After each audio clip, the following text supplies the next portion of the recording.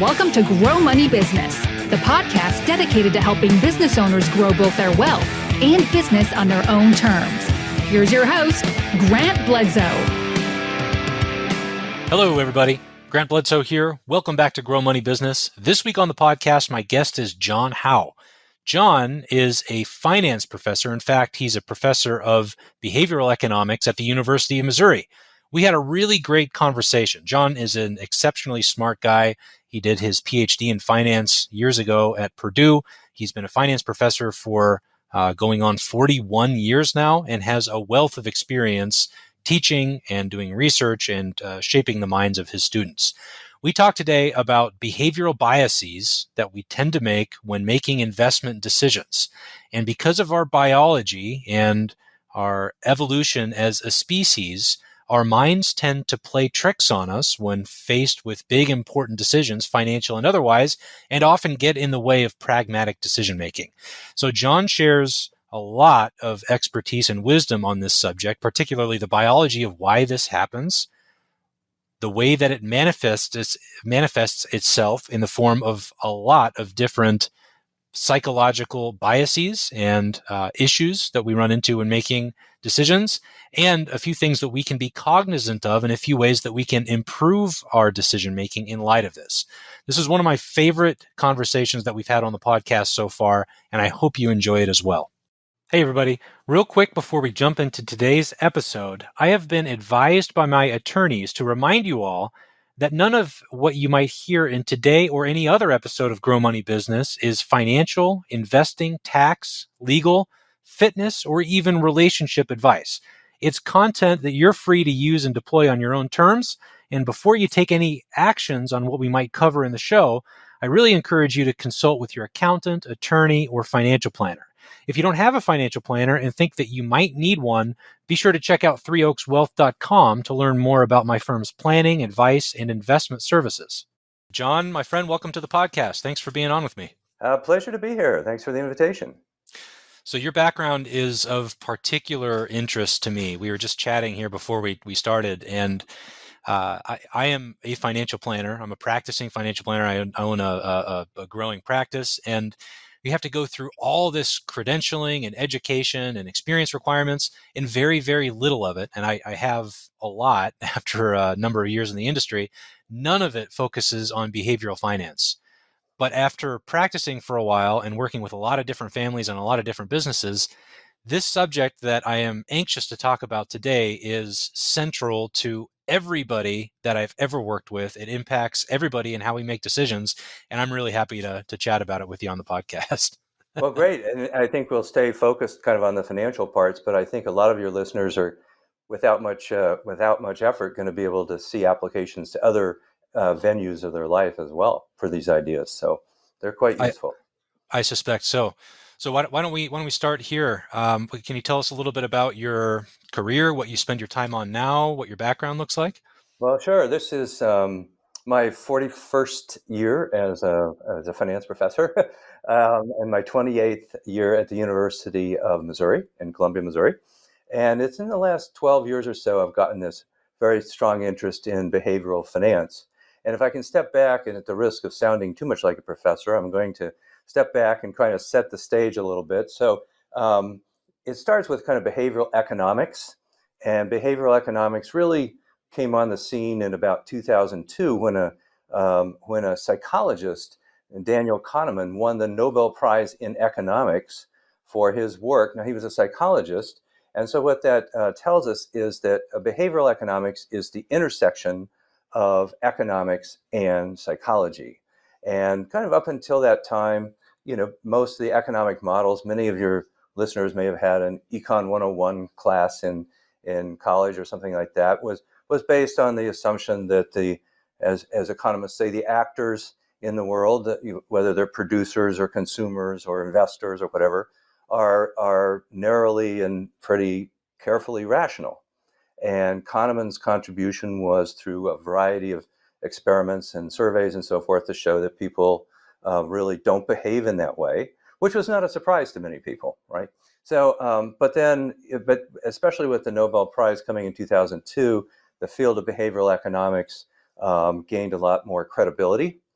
And there's been just a wealth of research since that time. And then I would just characterize behavioral finance as a subset of behavioral economics. So I think finance maybe is just a big subfield of economics, although it's kind of left the mothership, if you will. Um, but and so most of what we'll be talking about is behavioral finance, but that's just a subset of behavioral economics. So that's kind of the background to all this. Sorry about that, kind of long-winded. And really what came out of a lot of Kahneman worked with a number of co-authors, but also with Amos Tversky, who did not share the Nobel Prize because he had died by that time. The Nobel Prize is only given to living people. But they showed just a number of biases or fallacies or frailties in human decision making. And then a lot of the research says, well, how might we apply this to us as individuals? How does this apply to organizations, to groups? How important is it? Is, I think, an interesting question.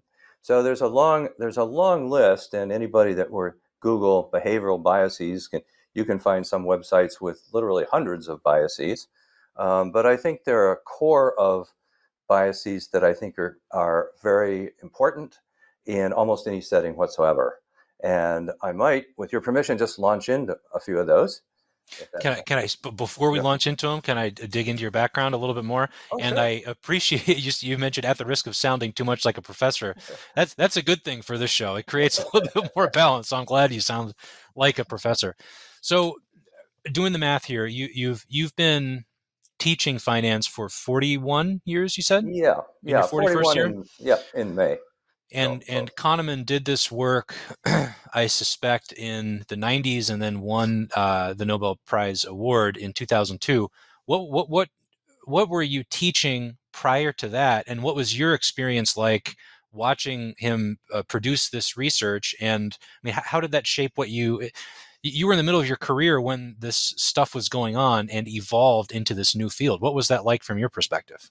Well, first of all, the answer to one of your questions is I taught and I still teach a lot of investments classes. And like you, I hold the CFA designation, so I'm very interested in that. And a lot of these ideas, you're right. He did a lot of work that culminated. I mean, he's still continuing to work, but it culminated in really came on the scene with the Nobel Prize. And when you're teaching investments, you say, well, how we teach these somewhat abstract models about how people should make investment decisions. And then when you start reading, like, why did this guy get this Nobel Prize?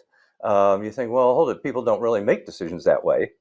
And so, it's just a natural curiosity about, well, if people don't make these decisions in these sort of very super optimal, super rational ways, does that affect the outcomes?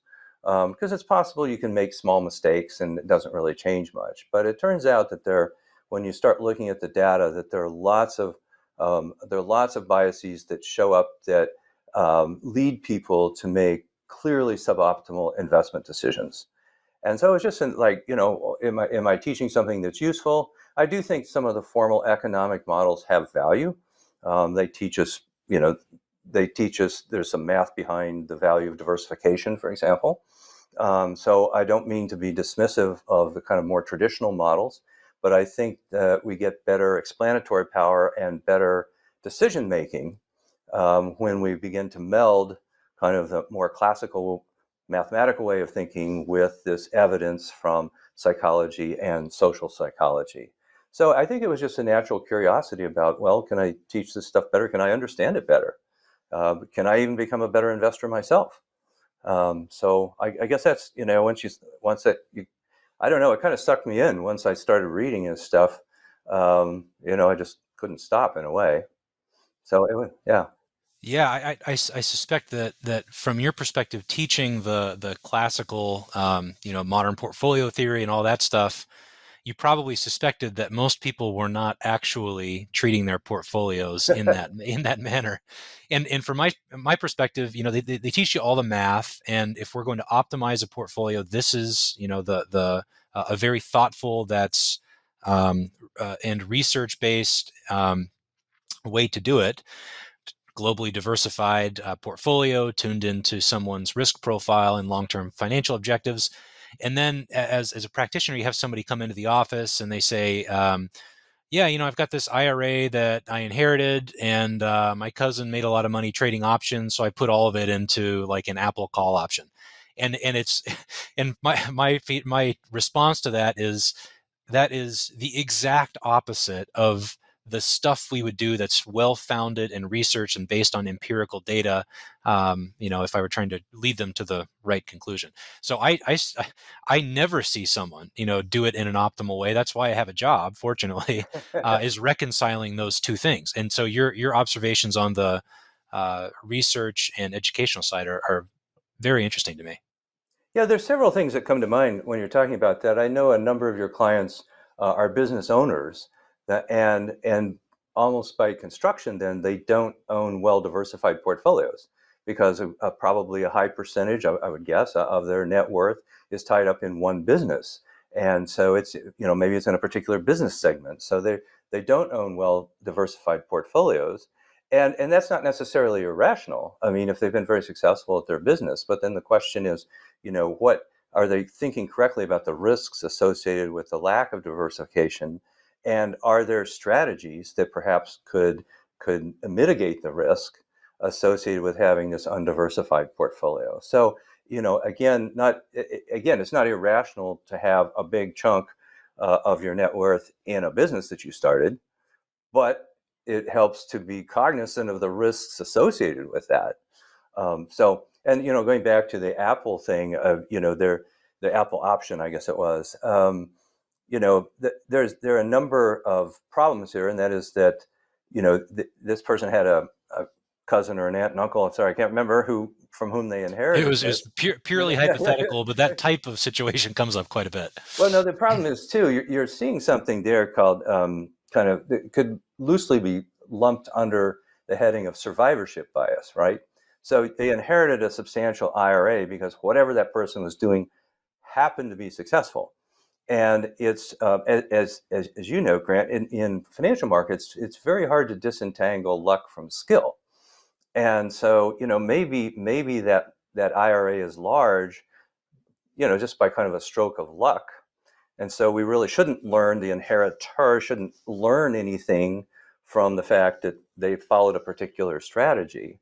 And yet it's tempting to do that. So the survivorship bias is one of the biases that I think is important in financial markets, because what we see in financial markets is essentially the survivors. So we see the Warren Buffetts, the people who have been very successful. And, the question behind survivorship bias is, well, what aren't we seeing? And we're not seeing, for example, I'm bouncing back and forth, but, the IRAs that followed a particular strategy and essentially are sitting at $10 net worth, because those strategies failed, right? But we don't really see those. And so we get this kind of skewed view of what's successful and what's not. So survivorship bias, just in the field of finance, mutual funds that fail very often leave databases. And so when we look at the history of mutual funds, we're only seeing the ones that have been successful over time, but that's not a representative sample. So, that's another application of survivorship bias. And, sometimes it can be quite subtle, but we have to be aware of it and think about it and say, kind of the question I'd like people to take away in terms of survivorship is, well, what am I not seeing? I saw this strategy work, but, does this strategy work for everybody? Did it work only in a particular time period? Whatever. That's, what am I not seeing? I think is a very important question. Yeah, absolutely. So this field of study generally, how would you describe it? And you mentioned earlier it's the intersection of finance and psychology. We're as human beings, we're riddled with emotions and psychological issues, and we view the world through a window that's based on our prior experience, and that impacts every decision that we make, absolutely one that's as emotionally charged as a big financial decision. What other common biases? You mentioned, there's this big list. What are the top few biases and issues that you see? Well, I think one of the big ones, and I think it's one we can easily relate to, is called confirmation bias.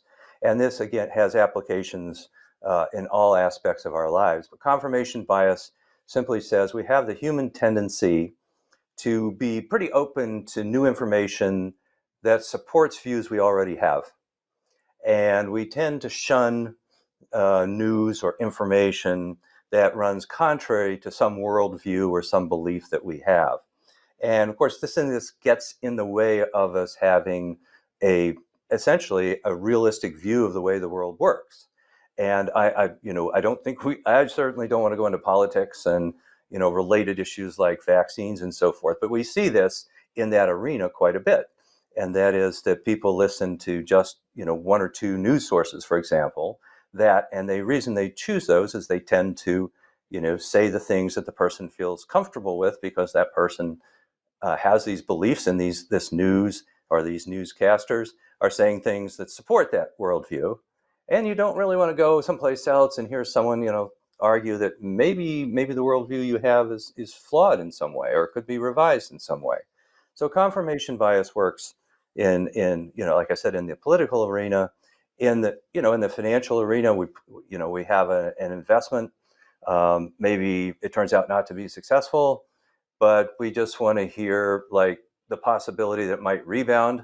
Grant, I'm sure you've had clients say, I'll sell when it gets back to where I paid for it, right? Which is a not uncommon refrain from investors. And so in clinging to that hope, there's some analyst out there who says something positive about the stock and you really glom onto that. And other analysts are saying, it's not going to recover. It's in, it's BlackBerry, right? Which just recently closed its doors, basically. And you don't really want to hear that because you want your BlackBerry to get back up to the price, at least what you paid for it, right? So again, this confirmation bias pops up in a lot of settings. Is that because we like to be right, or is it because considering other viewpoints takes work for our brains? Because if I've done a whole lot of research and I think that Apple is going to, to rise by 25% in the next year based on that research, that took me a lot of effort and work. And if somebody comes in with another viewpoint, considering that other viewpoint objectively and doing justice to sitting in their shoes takes more energy and effort. And I think we're naturally disposed to avoid that. Where does that come from? No, I think that's first of all, you're right. There's some cognitive load associated with potentially changing our mind, or at least considering ideas that are contrary to the ones we believe.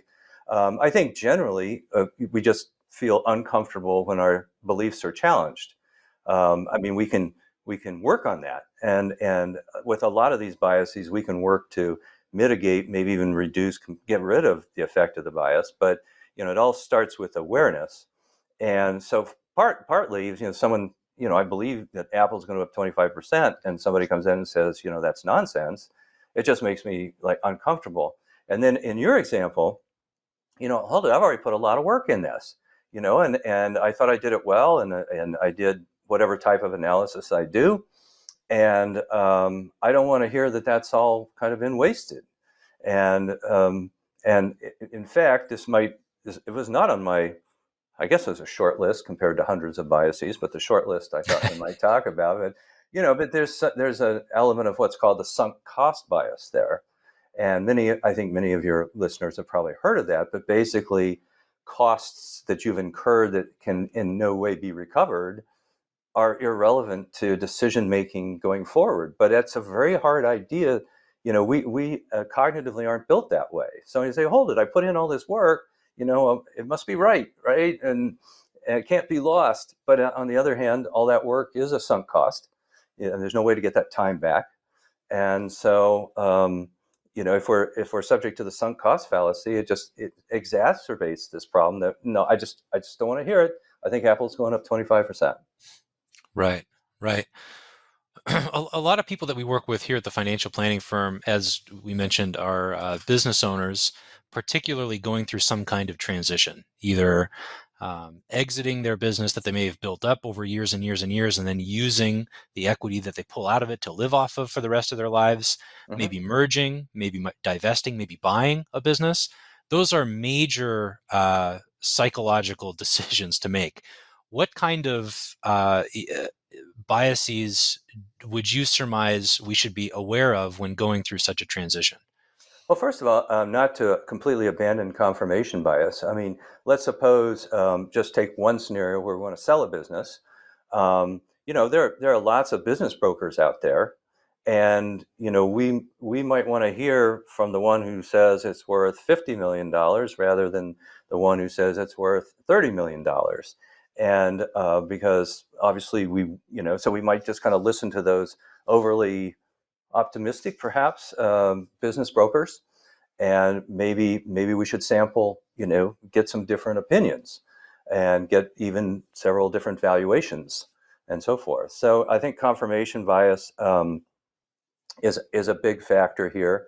I think in terms of, I think that these transitions, you're right, are psychological in the sense of, in a way that's not necessarily a bias, but one is I probably get close to retirement.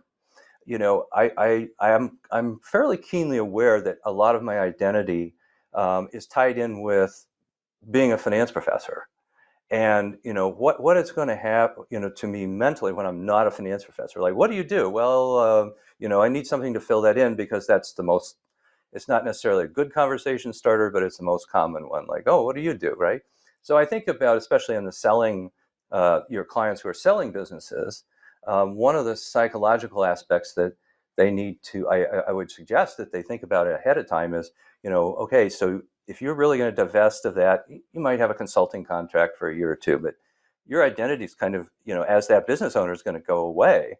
So what you should think, I think it would be helpful to think ahead of time, like, well, what is my new identity? What am I going to do?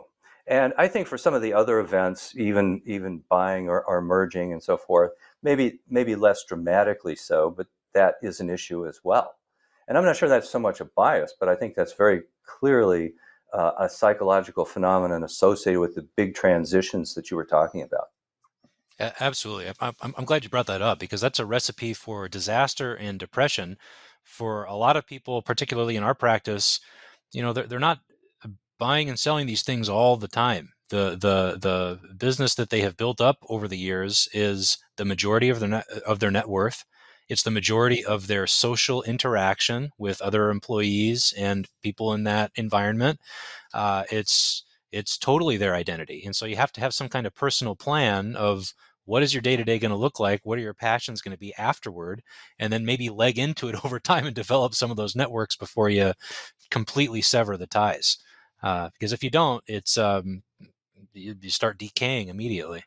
Yeah, just one of the aspects that you pointed out that I want to underscore is the kind of social contacts and social circles, because very often you just lose that when you change jobs or sell your business or whatever. It also happens to people who move in retirement. They move to Florida and they discover that they don't know anybody, and that's something they didn't think ahead of time about or plan for.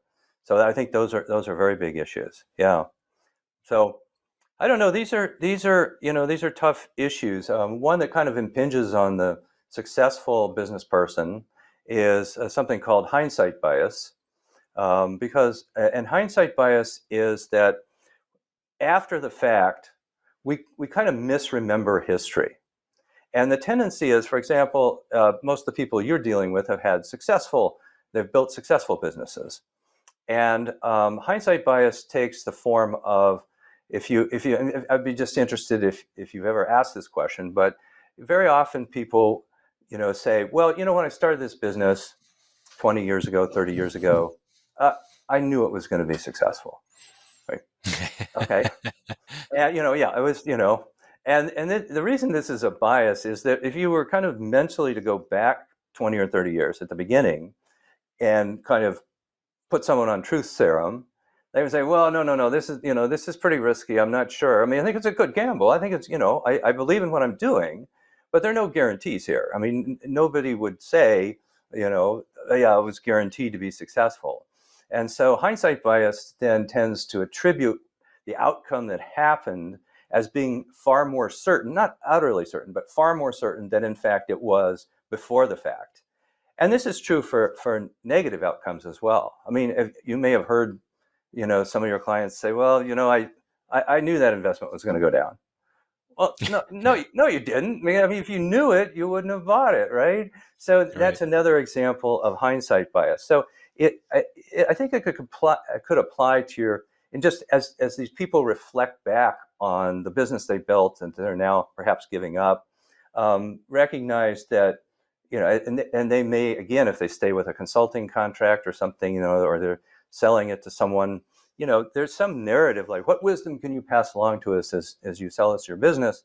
That wisdom is likely to be a little bit skewed in the sense of like, well, I was really quite certain at the beginning this was going to take off.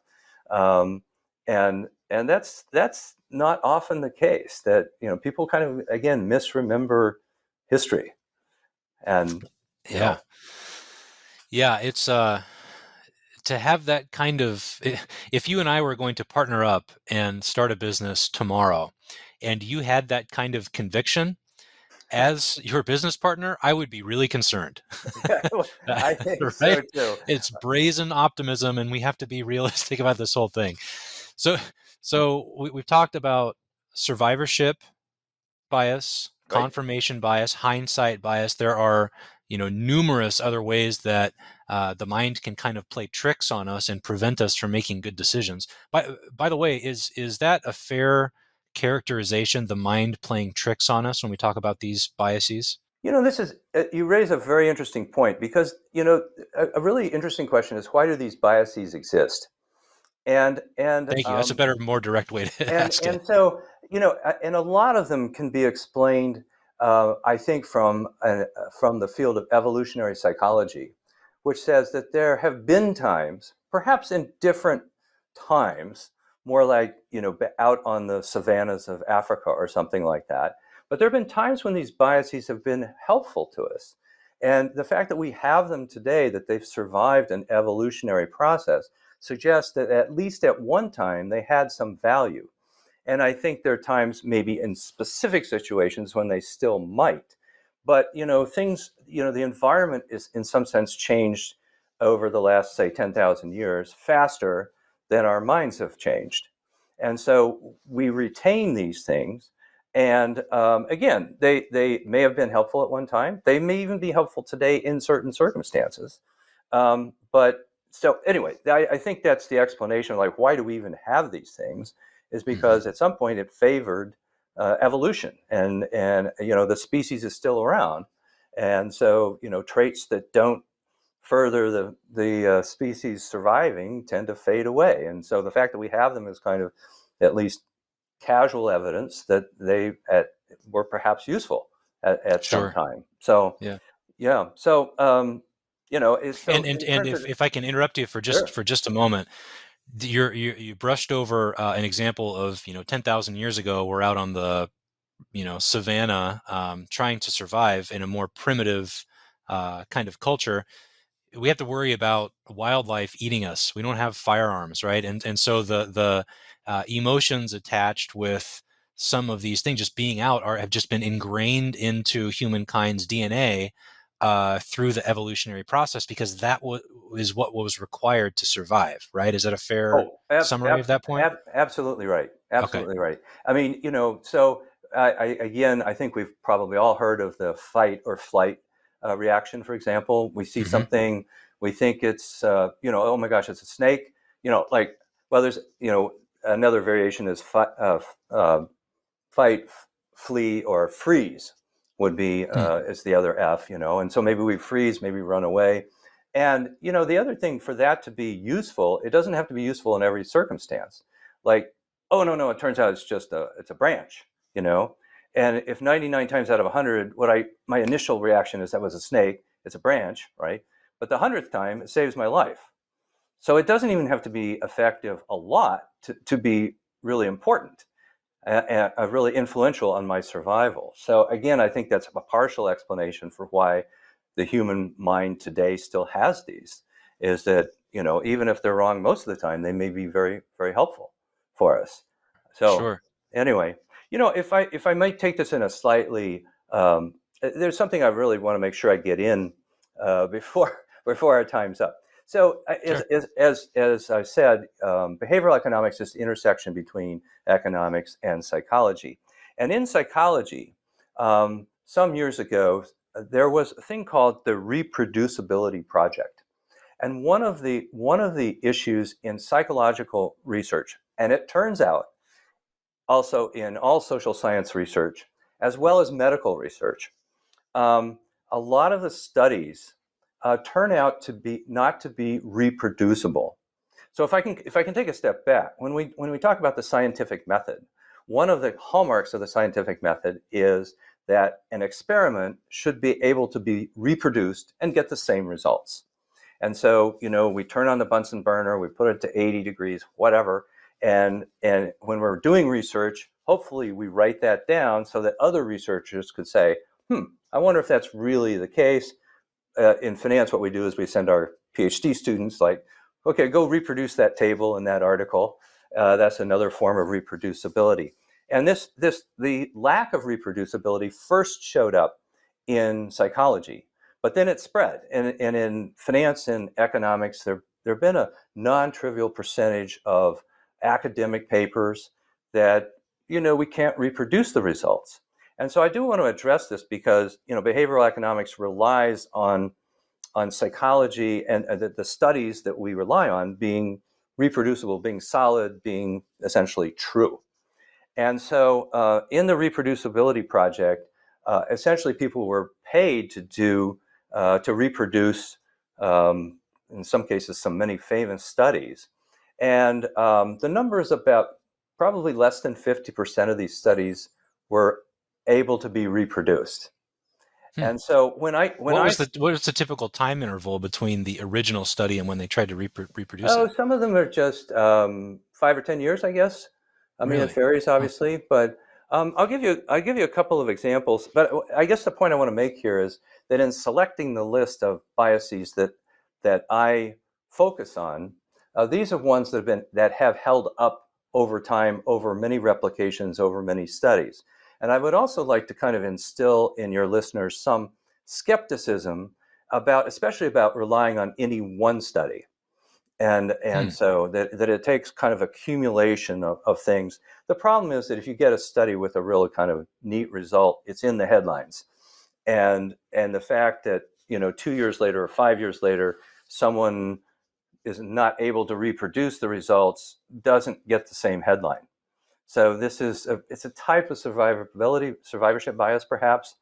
And I'll give you a couple of examples. One of which, I guess I'll name names here, but Amy Cuddy is a psychologist, and she has one of the most widely watched TED Talks, and it has to do with the Superwoman pose and confidence. And so if you don't know, it's basically the idea here is that if I take a confident pose, and she proposed the Superwoman, if you can picture Superwoman, I didn't bring a graphic with me today, but if you can picture the kind of typical Superwoman, or there was another one where you hold your hands up kind of an upward V sort of thing, that this is going to make you more confident, and it creates all sorts of biological changes, your stress hormones go down and so forth. And again, this is a very, very highly watched TED video.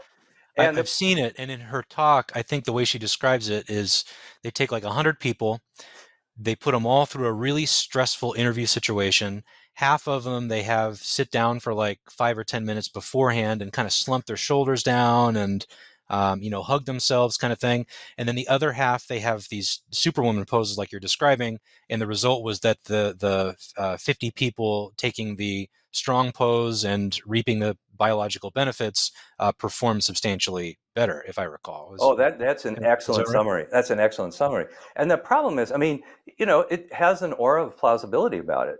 And so the problem is that many researchers have tried to reproduce that result and they can't do it. And the question is, what went wrong there? There are lots of possibilities here. It may be that the two groups of 50 that you were describing were not similar. in an ideal experiment, when you have two, what's called a control group, that would be the people, or at least a contrast group, that are kind of hugging themselves, and the treatment group, which are the people doing the superwoman pose. In good science, you want those groups to be as similar as possible. Similar, say, gender mix, age, whatever might affect those. So I don't know personally what went wrong with that study. I do know that several researchers have tried to reproduce it and have not been able to reproduce it. Now, this may be a heads I win, tails I tie sort of thing. I mean, does it hurt, before you come on a podcast to stand up there, Grant, and do the superwoman pose so you can be really confident? Well, it maybe doesn't hurt anything, right? But that's I think the best evidence to date is it doesn't really do very, very much. And there's another study that was a headline study that said that if you show people a set of words that are associated with old people, like frail, stumbling, whatever, and again another set of group, because you have to have a comparison group, who are a set of maybe more neutral words, that the people that were exposed to the old kind of word, dementia, whatever sorts of things, that when they left the laboratory, they walked more slowly, and they were, they walked more like old people. And this, when it first came out, got a lot of headlines. But that's another study that has not been reliably reproduced. So I will say that there's a book. There's a book called it's called Science Fictions, plural, by Steve Ritchie, Ritchie. It would be someone it would be very familiar to someone who's an academic, but it's written for the lay audience. And if nothing else, he's got a chapter right at the end that's like, well, if you want to go read a study, here are some red flags to look for, because these results, and now I'm being really like a professor and rambling on, but these results, may not be reproducible for a number of reasons. It could be just kind of honest mistakes. It could be small samples. I don't want to get into that, but when you're dealing with small samples, you don't get really reliable results. It could be outright fraud, and there is a history of in again, natural sciences and social sciences of outright fraud. I don't think, I think, in fact, Ritchie, the author of that book, Science Fictions, says, I don't think that's terribly common, but we know it does happen. So, why these various studies failed, they may have failed for different reasons. So I think anybody who, a little, like I said, instill a degree of skepticism, like, is this the first study on this phenomenon? What do other studies say? Is worth considering. And again, the things we'll talk about, we have been talking about, and we'll talk about today, are biases or other sorts of distorted thinking that have been well documented and persistent over time, so we can have confidence in them. Interesting. So the research, the biases uncovered in research that has not been reproducible over time, these are all well-founded, peer-reviewed research papers that have been published. Nothing wrong with the methodology, nothing wrong with the data. They've been endorsed by the community originally. They just haven't been able to reproduce the same result at a future date. Is that fair, or are there problems in the methodology initially?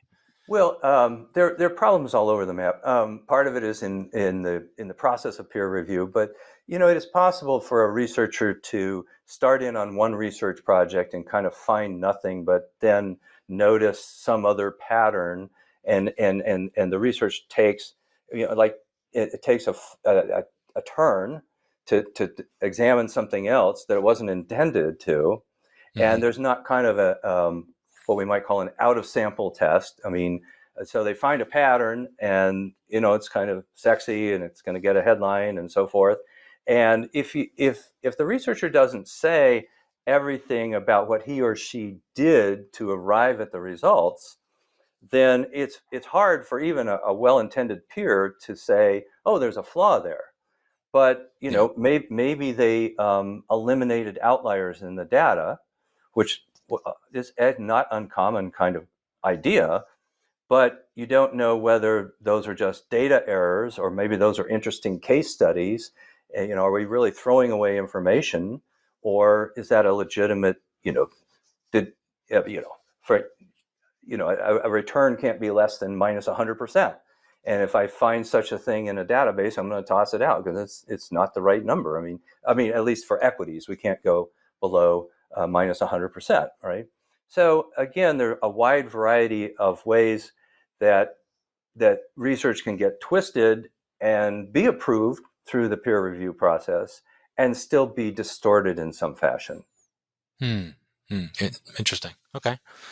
So I guess the $1 million question is, and there's a long list of biases that we haven't talked about that have been reproducible over time. We've focused on survivorship, hindsight, and confirmation. Thank you. Yep. $1 million question is, how do we use this information? We can list these different ways that our minds play tricks on us all day long. How do we use this information to make better decisions going forward? Well, the first step is always awareness that this exists, and it's kind of nice just to be able to take a step back and say, there are 5 or 10 biases which are kind of pervasive, persistent, and likely to be. And you could choose from a menu and say, in this setting, these are more likely to be at work here. And so, just to give you an example. Moving on to something that would be applied to an individual, but also to a group. And I'll start with this concept of groupthink. And I think, again, most of us have heard of this idea. It's almost self-explanatory that in a group, there's a convergence of thinking. And in fact, there is some pressure for people to conform to the majority viewpoint in a group. And the group could be almost anything. It could be a jury, is something I've been thinking about. But it could be a board of directors of a company. It could be partners in a business. And there is kind of an often implicit pressure to conform to the majority view.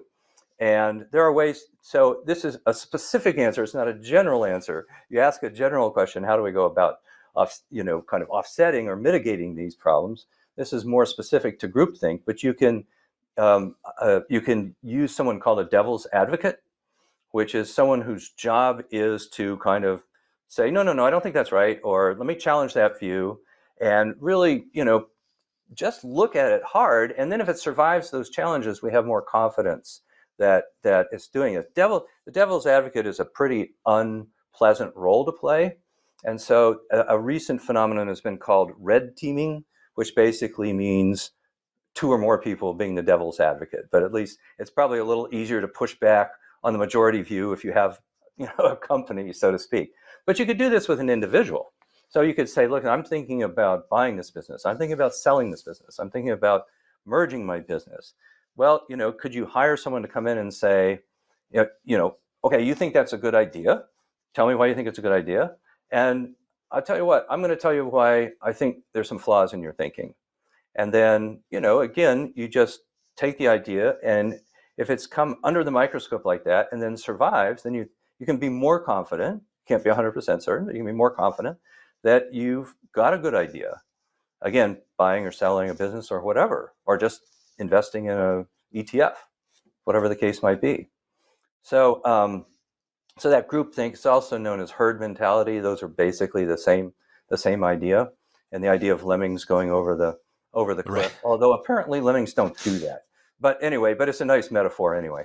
It is. And back to your, where all this comes from, if you and I are in a group of 50 people out there on the savannah 10,000 years ago, I'm going to feel a lot more comfortable if I'm right next to the other 49 people in a circle. But if I'm off on my own 2 miles down the road, I'm much more likely to get eaten. Yeah, no, you raise a really good point. It's about tribalism, right? In the sense that, there's kind of the in-group and the out-group, which I think explains a lot of politics and other sorts of things, which again comes from evolution in just the way you were describing. Absolutely right. So, another thing we might think about is, going back to maybe more the beginning of a business, right? There's something called the planning fallacy, and I think we've all run into this in some fashion, but it's kind of tied into optimism, maybe overconfidence. And the planning fallacy has to do with two related ideas for a project. Now, let me just say a project can be almost anything. It could be building a house. And I think this example will speak to a lot of people that are listening. But it could be starting a business. So a project is kind of a general word. But let's take building a house, for example. We say, well, we think it's going to take, and we're talking to a contractor and all that. We think it's going to take a year and a half, and we think it's going to cost this amount of money, right? Well, I think we've all heard stories about, no, it was 2.5 years and it was 50,000 over budget, and so forth. And this could be applied to starting a business as well. We think by the end of year one we're going to have this much in revenues, and so forth. And so some of the famous examples. So obviously, time and cost are related. The longer it goes, the more it's going to cost. So those are not distinctive phenomena. I think the Sydney Opera House ended up costing 100 times more, not 100% more, but 100 times more than the original budget. But you don't have to look far for more examples that are almost as extreme. And so so this planning fallacy is perhaps tied into optimism, which entrepreneurs need. There's no denying. But again, maybe having a devil's advocate kind of person to say, is this really, first of all, recognize that you're likely to be underestimating the time and underestimating the cost, and maybe underestimating your revenues that you'll receive over some horizon. Maybe somebody come in and try to push back against that, and then, to go from there. That kind of feedback can be very helpful. Sure. So if we're to use this information to make better decisions, we have to be aware of what some of these common psychological characteristics and biases are. Number two, we probably want one or potentially more than one person to play devil's advocate and just challenge all these decision points to make sure that the unit comes out with a very logical and pragmatic decision. And in organizations, there's a lot of talk. Ray Dalio wrote a really good book about this years ago, about being radically open-minded and radically candid in a group setting.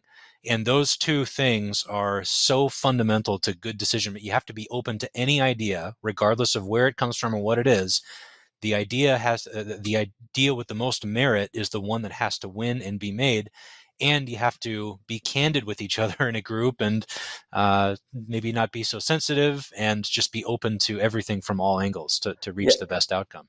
Oh, absolutely. As I recall, I maybe recall this wrong, but everybody has like an iPad or something, and they're marking ideas, grading the ideas of other people. And I think the kind of the preface to that is, you said we have to be open, we have to be comfortable being challenged, and if you keep your eye on the goal, and that is, we really want the best decision possible, then maybe I'm a little less likely to dig my heels in on a view that especially other people are telling me is, no, that's really not working. That's not a good idea. Right. Yeah. So I think that method that he advocated or still advocates is one way to deal with a lot of decision points. And maybe back the most fundamental thing is, I'm at a decision point. Now, what's likely to be at play here?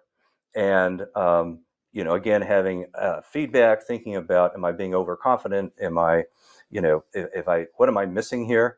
I want to open this franchise. How many of the franchises have failed? I'm not sure the franchise or is going to, give me those data, or they're going to try to explain it away or something of that sort. So there are lots of different paths one can take to at least mitigate these biases and lead to better decision making. Yeah. One of the other things I wanted to ask you about is, so it's a relatively new field.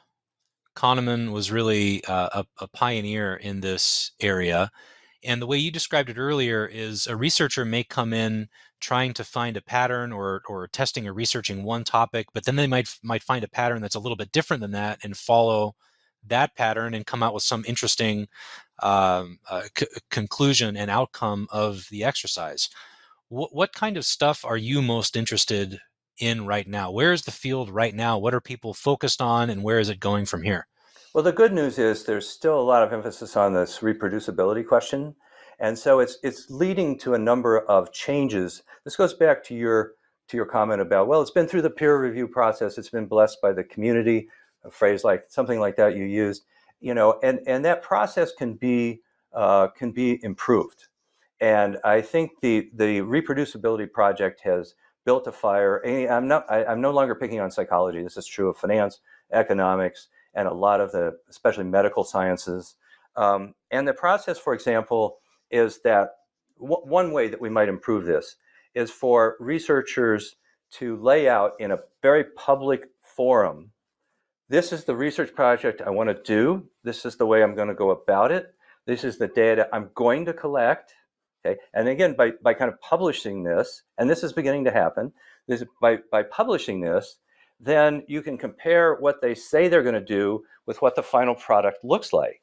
And if it looks like they've kind of morphed over into something else, then we have to be at least somewhat skeptical about those results. And it's like, well, hold it. Apparently the first one didn't work the way you wanted it to work, and you ended up doing something different. Another part of the process is that there is a bias in publishing generally, but academic publishing in particular, against no results research. So let's suppose that I want to say, I want to buy all, I'm just going to make an absurd example, but I buy all the stocks that begin with the letter B. Okay. Now, ex ante, we wouldn't have much hope that that would be profitable, but, and we find out that it's not profitable, right? But, and that's a very simplistic example, but these null results are just not interesting.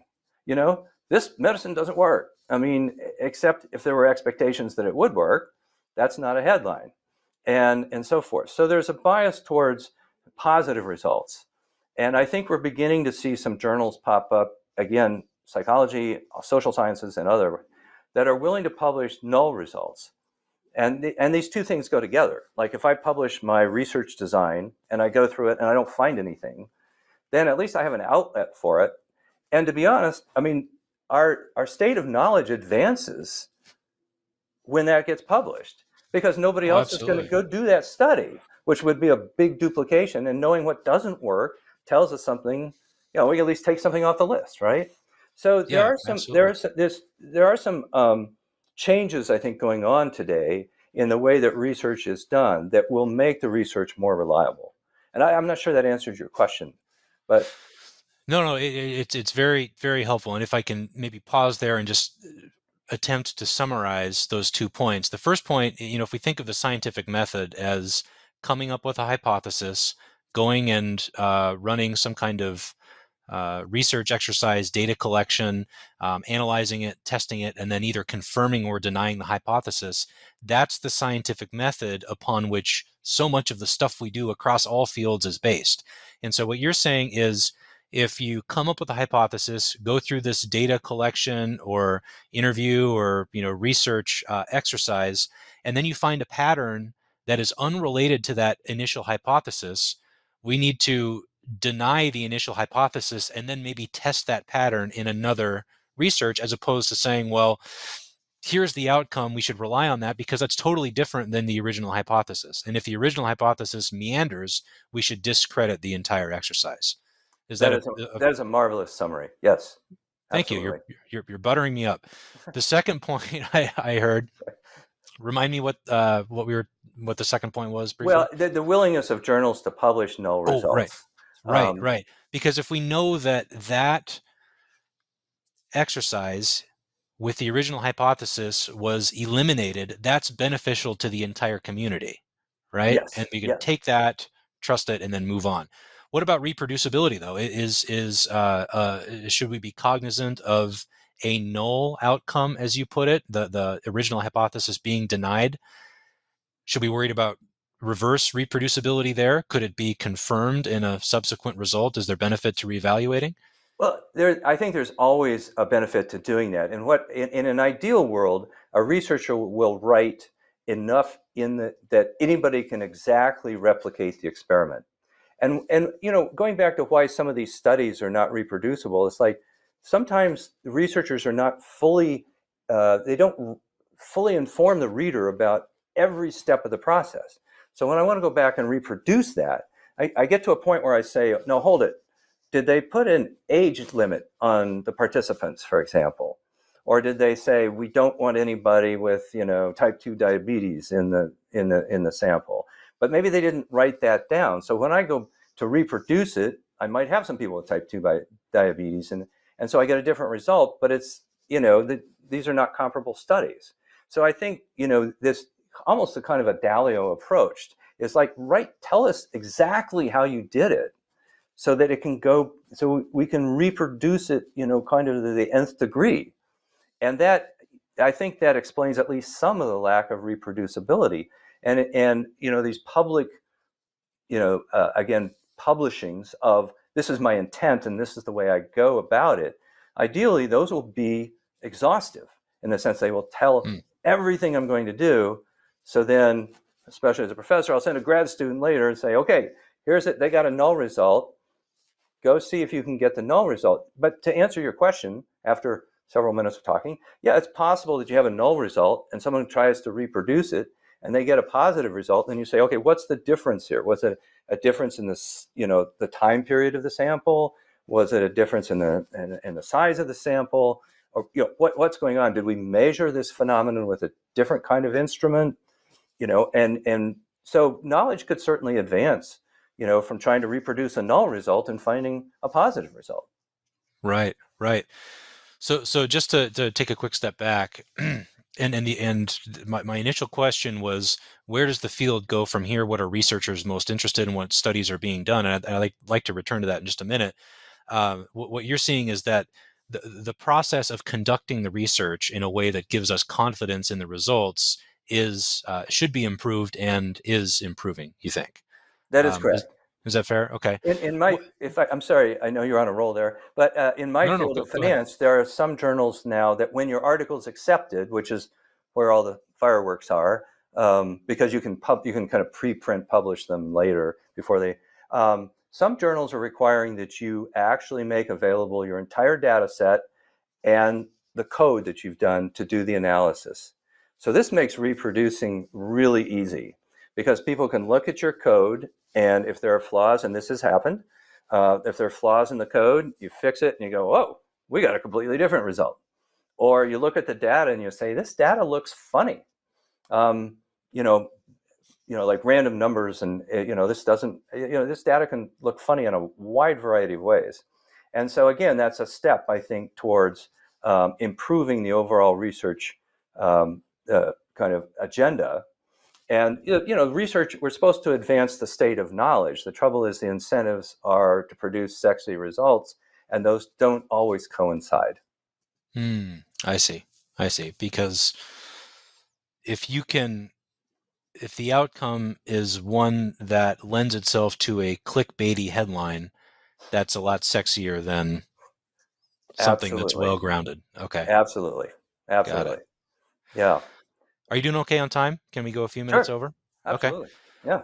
Right on. So what topics being researched today are of particular interest to you? And maybe another way to put that would be if you had, an unlimited research grant in your hands right now, what would you use that money for?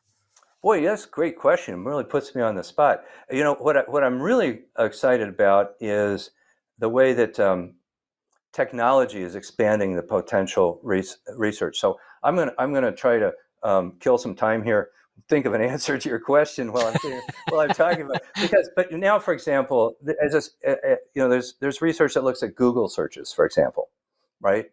And I know I cannot come up with the title of this book, but there's a book that reports a lot of Google search results. And for example, it looks at Google searches. The one thing that stands out in my mind is one of the most common Google searches from the southern states is my son gay? Really? Yeah. Huh. And you go, wow, this. So we have these very, very, very large. I mean, how many Google searches are done every second, right? So we have these very, very large databases. And they're not the only ones, but people have been using Facebook data and so forth to try to draw inferences about people's behavior and the way they're thinking and their decision making. So I'm excited about kind of the growth of technology. Of course, we always have to worry about where the right bounds of privacy are and whose data, who owns the data. I mean, that's front and center these days, I think, with the European Union maybe taking a slightly different view than the U.S. on that. But so I'm really, this is not an answer to your question, but I really think, that these methods that coincide with what do I say, innovations in technology. I know that in episode 107, my colleague Scott Christensen was on, and he's a big technologist. And I don't know if I had a preview of that, but that's I encourage your listeners to listen to you and Scott chat back and forth. That was a very interesting episode, and he knows more about technology than I do. But for example, I'm looking right now. One topic I'm kind of looking at right now, very, very preliminary, is how trust in financial institutions affects bank formation rates. It's kind of a narrow topic here. And also, banks can either choose a national charter or a state charter. And I'm very interested in that decision. And I'm wondering, whether overall trust in financial institutions affects the rate of bank formation, new bank formation, what we call de novo banks, and whether it also affects the choice of the charter, national versus state. So I'm trying to find multiple measures of trust in financial institutions, and there are a variety of Pew Trust does some of this stuff. Some of the Federal Reserve banks do some of this stuff. I'm trying to make sure that my results I haven't started the analysis, but are going to be robust to whichever measure of trust in financial institutions I use. So that's a fairly narrow example. But trust is a psychological phenomenon, I think. It turns out there are more surveys about trust in government than there are in trust in financial institutions. But still, I think that's an example of kind of a psychological issue that then will impact very real economic outcomes, bank formation, and their choice of charters. Yeah, interesting. It is narrow, but I would be very interested in what you find in that study. The other thing I wanted to ask you about is so we're a couple of years into this pandemic. There's a lot of talk about mental health across the country. And I'm curious what your thoughts and observations are about mental health across the country right now and how that's impacting people's financial decisions. No, that's a really good question. I'm not a psychologist. I don't play one on TV, but I do I know a lot of that literature. And I do think the isolation has probably, this is a reasonable conjecture, that the physical isolation of the pandemic has perhaps narrowed the sources of information that people look at. And so, just to take a wild example, if you can go down a crypto rabbit hole, right?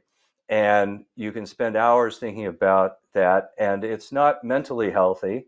But crypto, with its volatility, has the promise of great riches, and we've seen annual returns of 5,000%, assuming you can actually get your crypto out. But anyway, that's a different story.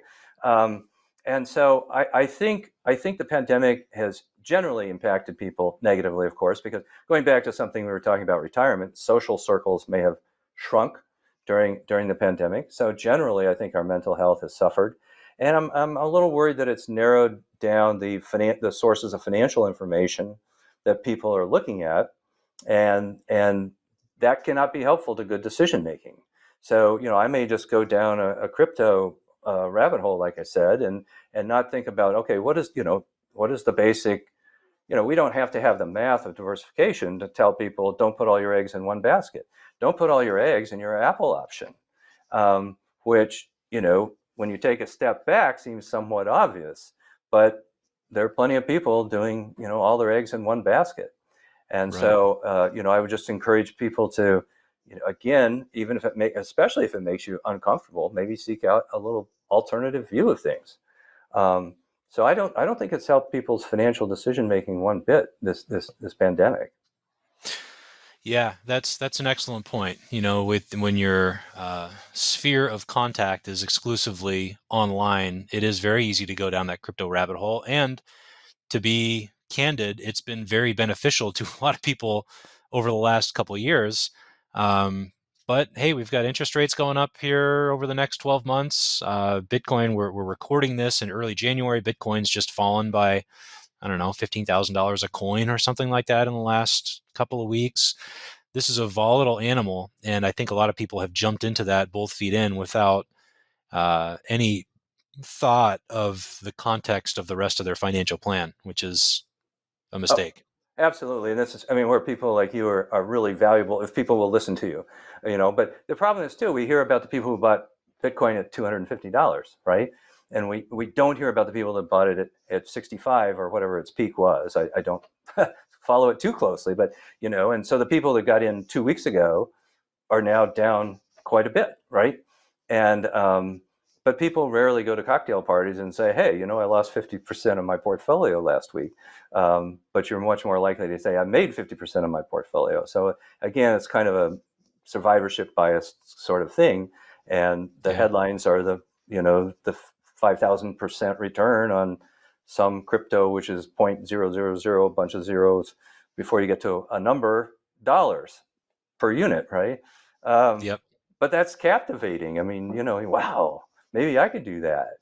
And so, yeah, I mean, there are people who very definitely benefited, but their volatility means a lot of people have been hurt as well. Yeah, absolutely. You see that all the time with gamblers, right? Gamblers will tell you how well they did, but you're not hearing about any of the losses. You're only hearing half the story when it's good. I don't know how much over you want to do or how much you want to work your editing team, but one last thing about gamblers, if I could. Sure. Another distortion of thinking, which is it's sometimes useful and sometimes not, is the human ability to recognize patterns. And this has clearly served an evolutionary purpose. I mean, if you have to recognize the patterns of the seasons, when are the wildebeests going to be migrating so we can sit on the side and kill them? Or when should we be planting, certain crops and so forth? So pattern recognition is extremely important. The trouble with humans is we're too good at it. We see patterns where they're not there. Now, I don't know you very well, Grant, but I'm going to say, a lot of pattern recognition in stock prices is just bogus stuff. But let's go Totally back to agree. let's go back to the gambler. Okay, good. Thank you. But so I think a lot of technical analysis is suspect. We can talk about why it persists if you want. But going back to the gamblers, let's imagine the thought experiment of a fair roulette wheel, and for those of you that don't know, there are red numbers and there are black numbers on a roulette wheel, and a lot of people will say. Well, we get two conflicting stories here. We say, hey, it's been 3 blacks in a row. What do you think? Some people say, oh, black's on a roll. And so I think the odds are better than 50-50, ignoring the fact that there's some 2 green ones on a roulette wheel. Okay. I think the odds are better than 50-50 that the next one's going to be black. And in finance, of course, we call those momentum investors, right? And then the person says, well, 3 in a row, that trend is going to break. And so I think it's more than likely it's going to be red. Well, we have contrarian investors, right? When the underlying process, again, my thought experiment was a fair roulette wheel, is essentially random. It's a flip of a fair coin.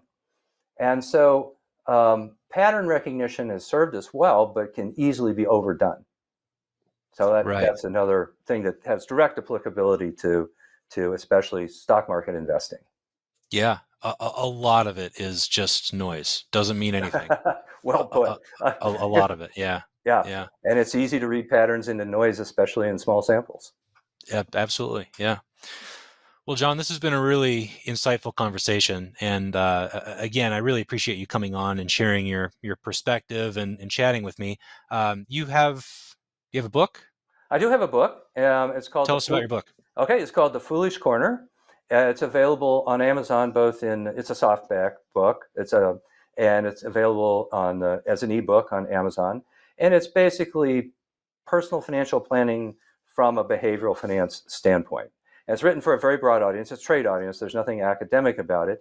There are a boatload of footnotes if you want to go to the original sources for the claims I make. So I do have that book. It's available on Amazon, and then I also have a newsletter, and it's on Substack. And if you just go to Substack and put in John Howe, you find it. The newsletter is free. It only comes out once a month, so it's not going to clog your email too much. But it's very much in this behavioral economics, behavioral finance setting, so to speak. And so, if people would like to partake of those, that would be great. I would be pleased with that. Along the lines, I can recommend a couple of books that I didn't write. If you want to get your hands on this, Steven Pinker, who's a well-known psychologist out of Harvard, has a fairly recent book called Rationality, and it's extremely well written and written for the lay audience. And so I can very much recommend that. It will overlap. Your listeners will see a lot of what we've talked about here today in that book. Richard Thaler, who's probably, if Kahneman might be the grandfather of behavioral economics, and I would say Thaler is probably the father of, coming down a generation. He has a very readable book called Misbehaving.